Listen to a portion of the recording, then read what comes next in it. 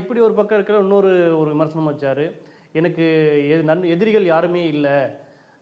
எனக்கு நண்பர்கள் எல்லாரும் அப்படின்ற மாதிரியும் சொன்னாரு. அப்ப என்ன நண்பர்னு சொல்ல கரூர் விவகாரத்துல நீங்க என் மேல எதுக்கு தேவையில்ல பழி போட்டீங்க? அதே மாதிரி நான் வைக்கிற ஒவ்வொரு மீட்டிங்க்கும் நீங்க வந்து அவ்வளவு நெருக்கடி கொடுக்குறீங்க காவல்துறை மூலம் அப்படின்ற மாதிரியும் சொல்றாரு. இதை எப்படி பாக்குறீங்க? அது பொதுமக்களிடையே இருக்கக்கூடிய எதிர்வினையை பார்த்துதான் திமுக அரசாங்கம் பயந்திருக்கிறது. அதை தவிர கரூர் இன்சிடென்ட் திருப்பி கூட்டி காமிச்சதுனால என்னன்னு கேட்டீங்கன்னா, சுப்ரீம் கோர்ட்ல இந்த கேஸ் நிலவில் இருக்கிறது.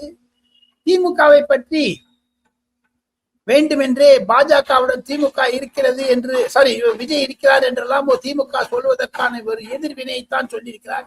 எல்லாத்த விட நான் ஒன்னு நோட் பண்ணேன் தம்பி, சில பேர் நான் பேசினேன்.